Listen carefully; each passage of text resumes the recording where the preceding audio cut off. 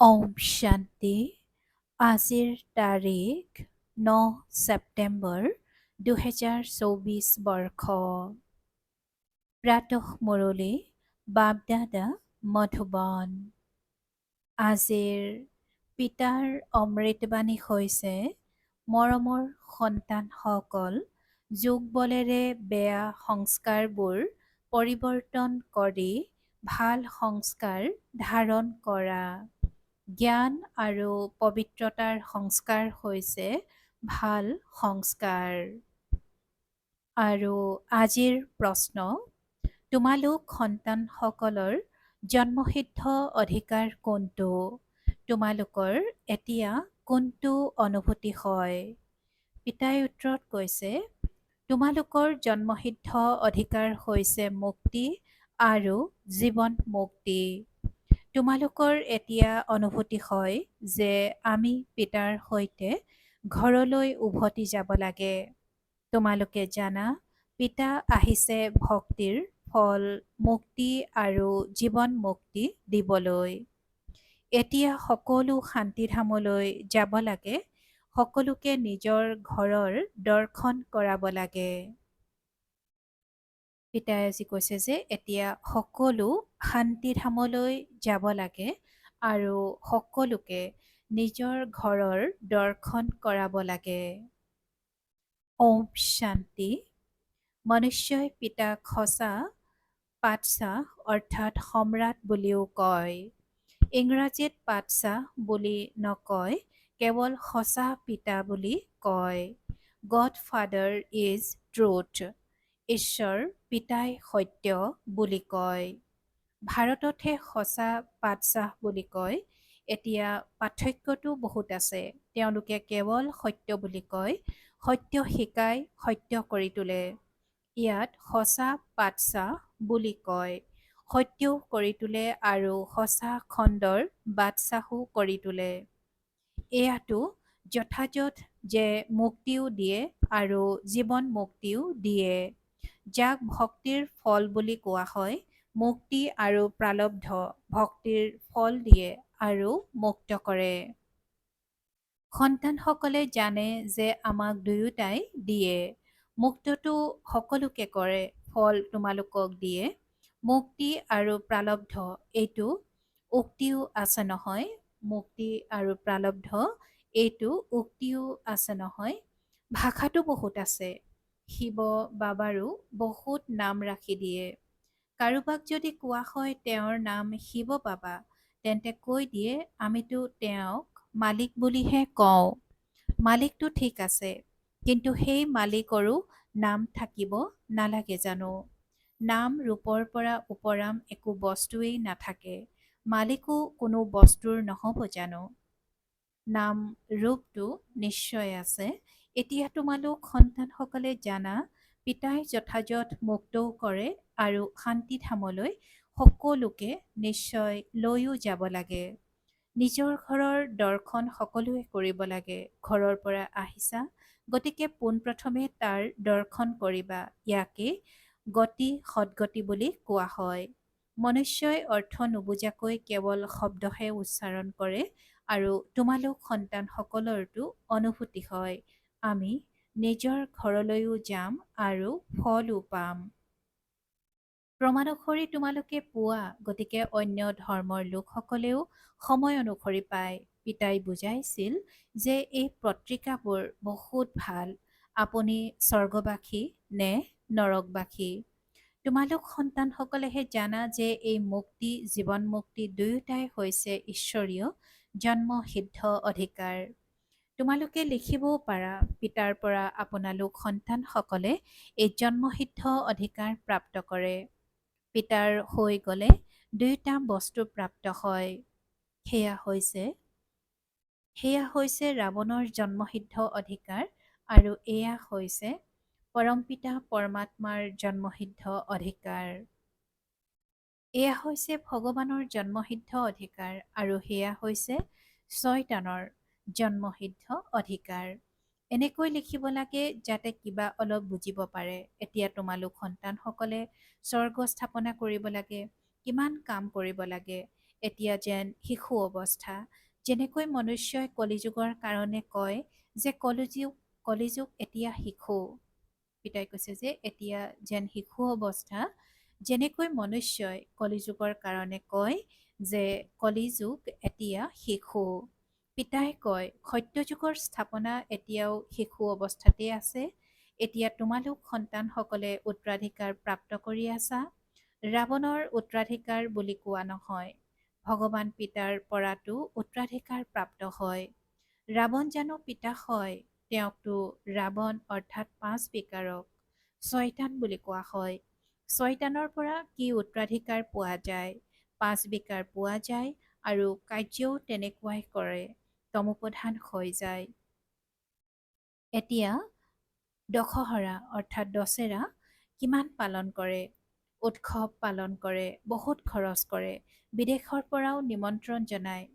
মহীশূৰত সকলোতকৈ অধিক জাক-জমকতাৰে দশহৰা পালন কৰে। তাত ধনৱানো বহুত আছে। ৰাৱণ ৰাজ্যত ধন পালে কাণ্ডজ্ঞান হেৰুৱাই পেলায়। পিতাই আজি কৈছে যে ৰাৱণ ৰাজ্যত ধন পালে কাণ্ডজ্ঞান হেৰুৱাই পেলায়। পিতাই বিস্তাৰত বুজায় ইয়াৰ নামেই হৈছে ৰাৱণ ৰাজ্য। সেইখনক আকৌ ঈশ্বৰীয় ৰাজ্য বুলি কোৱা হয়। ৰাম ৰাজ্য বুলি কোৱাটো ভুল হৈ যায়। গান্ধীজীয়ে ৰাম ৰাজ্য বিচাৰিছিল। মনুষ্যই ভাবে গান্ধীজীও এক অৱতাৰ আছিল। তেওঁক কিমান ধন দিছিল। তেওঁক ভাৰতৰ বাপুজী বুলি কৈছিল। এতিয়া এওঁটো হৈছে গোটেই বিশ্বৰে বাপু। এতিয়া তোমালোক ইয়াত বহি আছা, এইটো জানা যে কিমান জীৱ আত্মা থাকিব। জীৱটো অৰ্থাৎ শৰীৰটো বিনাশী, বাকী আত্মা হৈছে অবিনাশী। আত্মাটো অনেক আছে, যেনেকৈ ওপৰত তৰাবোৰ আছে ঠিক তেনেকুৱা। পিতাই কৈছে যে যেনেকৈ ওপৰত তৰাবোৰ আছে ঠিক তেনেকুৱা। তৰাৰ সংখ্যা বেছি নে আত্মাৰ সংখ্যা বেছি? কিয়নো তোমালোক হৈছা ধৰণীৰ তৰা আৰু সেইবোৰ হৈছে আকাশৰ তৰা। তোমালোকক দেৱতা বুলি কোৱা হয়। মনুষ্যই আকৌ আকাশৰ তৰাবোৰকো দেৱতা বুলি কৈ দিয়ে। তোমালোকক ভাগ্যশালী তৰা বুলি কোৱা হয়। বাৰু, ইয়াৰ ওপৰত নিজৰ মাজত আলোচনা কৰিবা। বাবাই এতিয়া এই বিষয়ে আলোচ নকৰে। এয়াতো বুজোৱা হৈছে যে সকলো আত্মাৰ এজনেই পিতা। এওঁৰ বুদ্ধিততো সকলোবোৰ আছে। তেওঁ সকলো মনুষ্য মাত্ৰৰেই পিতা। এইটো সকলোৱে জানে যে গোটেই সৃষ্টি সমুদ্ৰৰ ওপৰত থিয় হৈ আছে। এইটো সকলোৱে নাজানে। পিতাই বুজাইছিল এই ৰাৱণ ৰাজ্য গোটেই সৃষ্টিতে আছে। এনেকুৱা নহয় ৰাৱণ ৰাজ্য কোনো সাগৰৰ পাৰত আছে। পিতাই কৈছে যে এনেকুৱা নহয় যে ৰাৱণ ৰাজ্য কোনো সাগৰৰ পাৰত আছে। সাগৰটো সকলোতে আছে। এনেকৈ কয় নহয়, তলত বলদ আছে, তাৰ শিঙৰ ওপৰত সৃষ্টি থিয় হৈ আছে। যেতিয়া ভাগৰি পৰে তেতিয়া শিং সলনি কৰে। এতিয়া পুৰণি সৃষ্টি বিনাশ হৈ নতুন সৃষ্টি স্থাপনা হয়। শাস্ত্ৰততো অনেক প্ৰকাৰৰ মিছা কথা লিখি দিছে।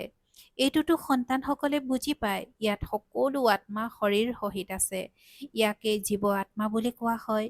সেয়া যি আত্মাসকলৰ ঘৰ, তাত শৰীৰ নাই।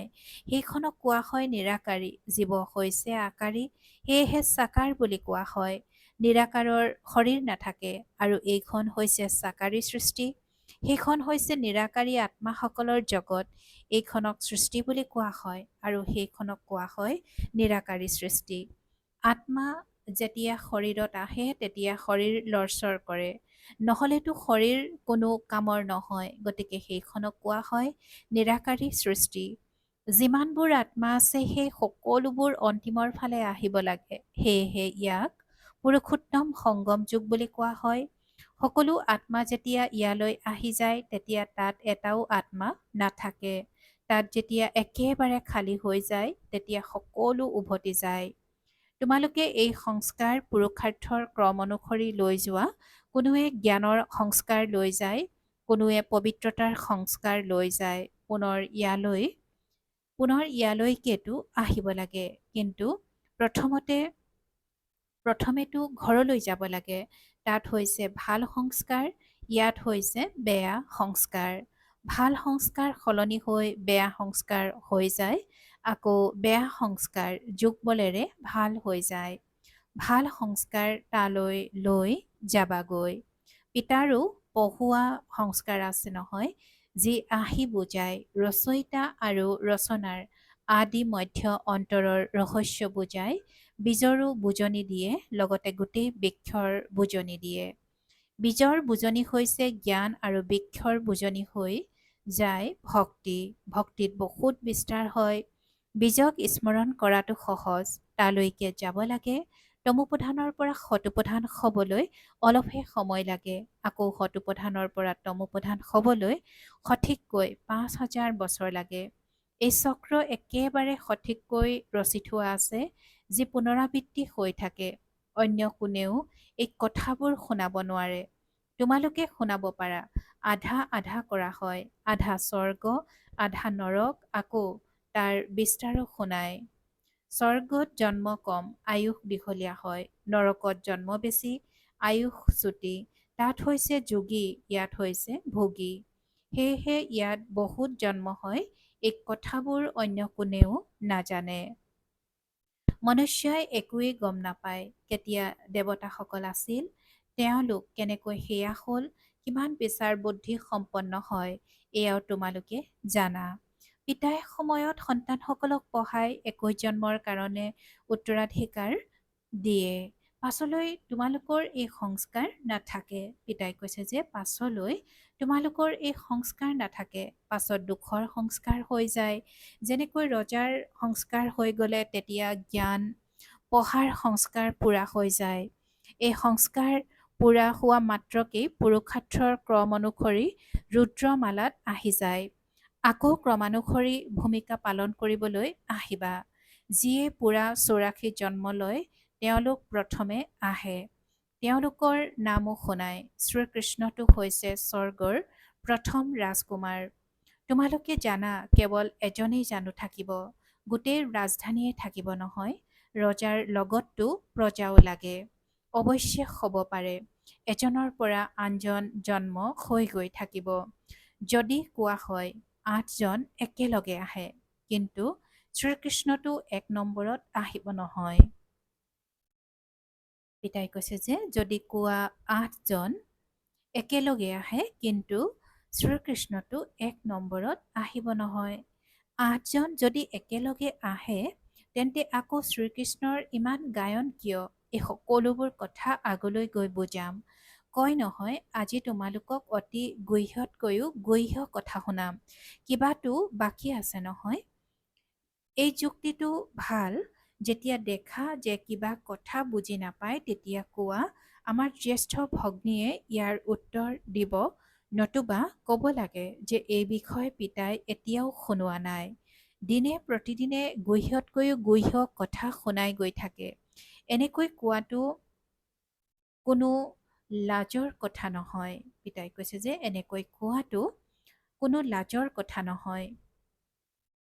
গুহ্যতকৈও গুহ্য বিষয় যেতিয়া শুনাই, তেতিয়া তোমালোকে শুনি বহুত আনন্দিত হৈ যোৱা। শেষলৈ আকৌ কৈ দিয়ে, মন্মনা ভৱ মধ্যাজী ভৱ। এই শব্দকেইটিও শাস্ত্ৰ ৰচনা কৰোঁতাসকলে লিখিছে।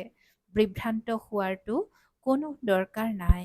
সন্তান পিতাৰ হৈ গ'ল আৰু বেসদৰ সুখৰ প্ৰাপ্ত হ'ল। সন্তান পিতাৰ হৈ গ'ল আৰু বেসদ সুখৰ প্ৰাপ্ত হ'ল। ইয়াত মন, বচন, কৰ্মত পবিত্ৰতাৰ প্ৰয়োজন। লক্ষ্মীনাৰায়ণে পিতাৰ উত্তৰাধিকাৰ প্ৰাপ্ত কৰিছে নহয়। এওঁলোক প্ৰথম নম্বৰত যাৰ পূজা হয়। নিজকো চোৱা, আমাৰ মাজত এনেকুৱা গুণ আছেনে? এতিয়াতো বেয়া গুণ নহয় জানো? এতিয়াতো বেয়া গুণ নহয় জানো? নিজৰ অৱগুণৰ বিষয়েও কোনেও নাজানে। এতিয়া তোমালোক পিতাৰ হৈছা। এতিয়া তোমালোক পিতাৰ হৈছা, গতিকে নিশ্চয় পৰিৱৰ্তন হ'ব লাগে। পিতাই বুদ্ধিৰ তলা খুলিলে। ব্ৰহ্মা আৰু বিষ্ণুৰো ৰহস্য বুজায়। এওঁ হৈছে পতিত, তেওঁ হৈছে পাৱন। এই পুৰুষোত্তম সংগম যুগতহে তুলি লোৱা হয়। প্ৰজাপিতা ব্ৰহ্মা যেতিয়া থাকে তেতিয়াহে তুলি লোৱা হয়, সত্য যুগততো নহয়। পিতাই কৈছে যে প্ৰজাপিতা ব্ৰহ্মা যেতিয়া থাকে তেতিয়াহে তুলি লোৱা হয়। আৰু সত্যযুগততো এয়া নহয়। ইয়াততো কাৰোবাৰ সন্তান নহ'লে তেতিয়া তুলি লয় প্ৰজাপিতাকো নিশ্চয় ব্ৰাহ্মণ সন্তান লাগে। এয়া হৈছে মুখ বংশাৱলী। তেওঁলোক হৈছে কোষ বংশাৱলী। ব্ৰহ্মাটো প্ৰসিদ্ধ। তেওঁৰ উপাধিয়েই বেসদৰ। সকলোৱে বুজি পায় প্ৰজাপিতা ব্ৰহ্মা হৈছে আদি দেৱ। তেওঁক ইংৰাজীত কোৱা হয় গ্ৰেট গ্ৰেট গ্ৰেণ্ডফাদাৰ। এয়া হৈছে বেসদৰ উপাধি। বাকী সেই সকলোবোৰ হৈছে সদৰ উপাধি। সেয়েহে পিতাই বুজায়। এইটো নিশ্চয় সকলোৱে জানিব লাগে যে ভাৰত হৈছে আটাইতকৈ শ্ৰেষ্ঠ তীৰ্থ, যলৈ বেসদৰ পিতাৰ আগমন হয়। এনেকুৱা নহয় যে গোটেই ভাৰততেই বিৰাজমান। শাস্ত্ৰত মগধ দেশৰ নাম লিখা আছে, কিন্তু জ্ঞান ক'ত শিকালে? আবুলৈ কেনেকৈ আহিল? দেলৱাৰা মন্দিৰতো ইয়াৰ পুৰা স্মাৰক আছে। দেলৱাৰা মন্দিৰতো ইয়াৰ পুৰা স্মাৰক আছে। যিয়ে সাজিছিল তেওঁৰ বুদ্ধিত আহিল আৰু নিৰ্মাণ কৰালে। সঠিক আৰ্হিটো সাজিব নোৱাৰে। পিতা ইয়ালৈকে আহি সকলোৰে সদ্গতি কৰে। মগধ দেশত নহয়, সেয়াটো পাকিস্তান হৈ গ'ল। এয়া হৈছে পাক অৰ্থাৎ পবিত্ৰ স্থান। বাস্তৱত পবিত্ৰ স্থানতো স্বৰ্গক কোৱা হয়। পবিত্ৰ আৰু অপবিত্ৰৰ এই গোটেই ড্ৰামা ৰচি থোৱা আছে। গতিকে অতি মৰমৰ সন্তানসকল, তোমালোকে এইটো বুজি পোৱা যে আত্মাসকল আৰু পৰমাত্মা বহুকাল বিচ্ছিন্ন হৈ থাকিল। কিমান সময়ৰ পাছত লগ পালা, পুনৰ কেতিয়া লগ পাবা? যেতিয়া তোমালোকে সদগুৰুক দালালৰ ৰূপত পালা, সুন্দৰ মেলা হৈ গ'ল। গুৰুটো বহুত আছে, সেয়েহে সদগুৰু বুলি কোৱা হয়। স্ত্ৰীক যেতিয়া বিবাহ পাশত আবদ্ধ কৰোৱা হয়, তেতিয়াও কয় এই পতি তোমাৰ গুৰু ঈশ্বৰ। পতিয়েতো পোনপ্ৰথমে নাপাক অৰ্থাৎ অপবিত্ৰ কৰি দিয়ে। পতিয়েতো পোনপ্ৰথমে নাপাক অৰ্থাৎ অপবিত্ৰ কৰি দিয়ে। আজিকালিতো জগতত বহুত লেতেৰা কৰ্মকাণ্ড হৈ গৈছে, আৰু এতিয়া তোমালোক সন্তানসকলতো ফুলৰ দৰে হ'ব লাগে। পিতাই কৈছে যে এতিয়া তোমালোক সন্তানসকল ফুলৰ দৰে হ'ব লাগে। তোমালোক সন্তানসকলক পিতাই দিশ বন্ধনত বান্ধে। এনেইতো শিৱ জয়ন্তীৰ লগতে ৰক্ষাবন্ধনো হৈ যায়, গীতা জয়ন্তীও হৈ যাব লাগে। শ্ৰীকৃষ্ণৰ জয়ন্তী অলপ পাছত নতুন সৃষ্টিত হৈছে। বাকী উৎসৱ আদি সকলো এই সময়ৰ। ৰাম নৱমী কেতিয়া হ'ল এয়াও কোনেও নাজানে। তোমালোকে ক'বা নতুন সৃষ্টিত 1250 বছৰ পাছত ৰাম নৱমী হয়। শিৱ জয়ন্তী, কৃষ্ণ জয়ন্তী, ৰাম জয়ন্তী কেতিয়া হৈছিল সেয়া কোনেও ক'ব নোৱাৰে। তোমালোক সন্তানসকলেও এতিয়া পিতাৰ পৰা জানি গ'লা, সঠিকভাৱে শুনাব পাৰা। তোমালোকেতো গোটেই সৃষ্টিৰ জীৱন কাহিনী শুনাব পাৰা। লাখ লাখ বছৰৰ কথা জানো শুনাব পাৰে? পিতাই কিমান ভালকৈ বেসদৰ পঢ়ায়। এবাৰেই তোমালোক 21 জন্মৰ কাৰণে নগ্ন হোৱাৰ পৰা ৰক্ষা পোৱা। এতিয়া তোমালোক 5 বিকাৰ ৰূপী ৰাৱণৰ পৰৰ ৰাজ্যত আছা। এতিয়া গোটেই 84 চক্ৰ তোমালোকৰ স্মৃতিত উদয় হৈছে। ভাল বাৰু। অতি মৰমৰ কল্পৰ পাছত পুনৰাই মিলিত হোৱা সন্তানসকলৰ প্ৰতি মাতা পিতা বাপ দাদাৰ স্নেহপূৰ্ণ স্মৰণ আৰু সুপ্ৰভাত। আত্মিক পিতাৰ আত্মিক সন্তানসকলক নমস্কাৰ, আৰু আত্মিক সন্তানসকলৰ আত্মিক মাত পিতা আৰু বাপ দাদাৰ প্ৰতি স্নেহপূৰ্ণ স্মৰণ আৰু সুপ্ৰভাত আৰু নমস্কাৰ নমস্কাৰ নমস্কাৰ। আৰু আজিৰ ধাৰণাৰ বাবে মুখ্য সাৰ। প্ৰথমতে, বেসদৰ সুখৰ উত্তৰাধিকাৰ প্ৰাপ্ত কৰিবলৈ মন, বচন, কৰ্ম পবিত্ৰ নিশ্চয় হ'ব লাগে। যোগ বলেৰে ভাল সংস্কাৰ ধাৰণ কৰিব লাগে। নিজক গুণৱান কৰি তুলিব লাগে। দ্বিতীয়তে, সদায় আনন্দিত হৈ থাকিবৰ কাৰণে পিতাই নিতৌ যি গুহ্য কথা শুনায়, সেয়া শুনিব লাগে আৰু আনকো শুনাব লাগে। কোনো কথাতেই বিভ্ৰান্ত হ'ব নালাগে। যুক্তিৰে উত্তৰ দিব লাগে, লাজ কৰিব নালাগে। আৰু আজিৰ পিতাৰ বৰদান। সুখস্বৰূপ হৈ প্ৰত্যেক আত্মাক সুখ দিওঁতা মাষ্টাৰ সুখদাতা হোৱা। সুখস্বৰূপ হৈ প্ৰত্যেক আত্মাক সুখ দিওঁতা মাষ্টাৰ স্বৰূপ মাষ্টাৰ সুখদাতা হোৱা।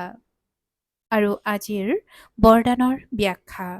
যিসকল সন্তানে সদায় যথাৰ্থ কৰ্ম কৰে, তেওঁলোকে এই কৰ্মৰ প্ৰত্যক্ষ ফল আনন্দ আৰু শক্তি প্ৰাপ্ত কৰে। তেওঁলোকৰ অন্তৰ সদায় প্ৰফুল্লিত হৈ থাকে। তেওঁলোকৰ সংকল্পতো দুখৰ লহৰ আহিব নোৱাৰে। সংগমযোগী ব্ৰাহ্মণ অৰ্থাৎ দুখৰ লেশমানো নাম চিহ্ন নাই, কিয়নো সুখদাতাৰ সন্তান। এনেহেন সুখদাতাৰ সন্তান নিজেও মাষ্টাৰ সুখদাতা হ'ব। তেওঁলোকে সকলো আত্মাক সদায় সুখ দিব। তেওঁলোকে কেতিয়াও দুখ নিদিবও আৰু নলবও। তেওঁলোকে কেতিয়াও দুখ নিদিবও আৰু নলবও। আৰু আজিৰ শ্লোগান। মাষ্টাৰ দাতা হৈ সহযোগ, স্নেহ আৰু সহানুভূতি দিয়া। মাষ্টাৰ দাতা হৈ সহযোগ, স্নেহ আৰু সহানুভূতি দিয়া। এয়াই দয়াশীল আত্মাৰ চিন। পিতাই শ্লোগানত কৈছে যে মাষ্টাৰ দাতা হৈ সহযোগ, স্নেহ আৰু সহানুভূতি দিয়া, এয়াই দয়াশীল আত্মাৰ চিন। ওম শান্তি। ইচ্ছামাত্ৰম অবিদ্যা স্থিতিৰ অনুভৱ কৰিবলৈ আৰু কৰাবলৈ আজিৰ অব্যক্ত সংকেত। ইচ্ছামাত্ৰম অবিদ্যা স্থিতিৰ অনুভৱ কৰিবলৈ আৰু কৰাবলৈ আজিৰ অব্যক্ত সংকেত। ইচ্ছা মানে অশান্তি। ইচ্ছা